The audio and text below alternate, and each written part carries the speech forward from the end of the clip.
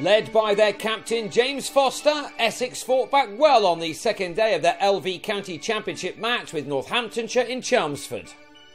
The home team resumed their first innings on 177 for 6, Foster and Mark Pettini having already put on 58 runs for the 7th wicket on day 1, and they were immediately adding more to that stand. Both men had started the morning in the 20s and were especially strong when the visiting attack was a fraction off in length. These two, who'd come together with their side in some trouble on 119 for 6, now had the total into the 200s and climbing. Both men made 50s, Pettini getting there first off his 117th delivery with his 7th 4, one of 3 in the same Rory Kleinfeldt over, one which also brought up the 100-run partnership between these two experienced players. Foster was soon raising his bat too, his half-century being completed off 89 balls, an innings containing 6 boundaries. On a day when it was confirmed that the long-term coach at Essex, Paul Grayson, has now left, these two had given their supporters something to smile about. They took the total to 265, the partnership between the two realising 146 runs in nearly 50 overs together, when Pettini on 68 got a peach from Kleinfeldt, armed with a second new cherry, which the batsman did well to nick behind. It had, though, still been Essex's morning. They started the afternoon session with Aaron Nijjar joining Foster, and these two simply picked up from the morning session, the pitch seemingly offering very little for the Northamptonshire bowlers, in spite of that one delivery on the stroke of lunch from Kleinfeldt.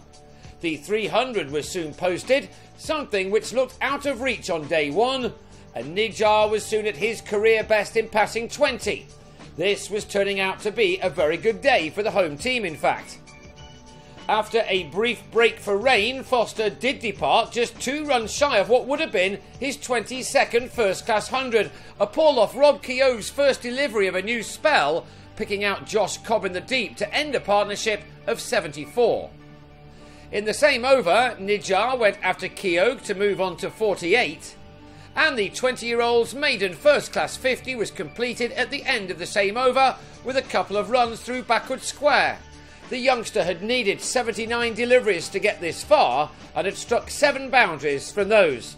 It had been an innings filled with encouraging signs as far as Essex were concerned. The batsman had added 3 more to his tally when he edged Ollie Stone behind, but he had helped his side to a respectable total of 356 for 9. 4 more runs were added to that, and then Jamie Porter top-edged a shovel off Azarullah to David Murphy. The bowler ended with figures of 4 for 74, as Essex were finally dismissed for 360 at tea time. Northamptonshire lost Murphy in the 5th over of their reply, as he was brilliantly pounced at the second attempt by Dan Lawrence under the helmet at short leg. The youngster was absolutely outstanding in that position, and some more magnificence almost saw the back of Alex Wakely, who did very well to get his bat back in time.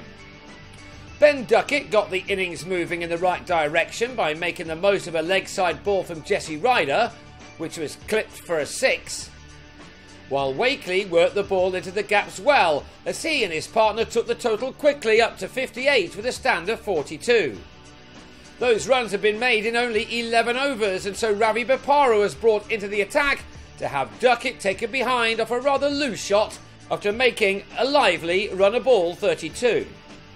Wakely then kept the scoreboard ticking over with some classy strokes as he and Keogh looked to bat through the remainder of the day. They got to within half an hour of the close, in which they put on 57 runs for the 3rd wicket. But then on 43, Wakely took on Nijjar in the spinner's first over, but picked out Nick Brown instead. A disappointing end to a promising innings from the visiting skipper. It was left instead to Richard Levy and Keogh to see their side through to stumps. They both did that well in adding 28 more runs in 7 overs. So with Keogh on 37 and Levy on 13, Northamptonshire will go again on day 3 on 143 for 3, and that has them 217 runs behind Essex.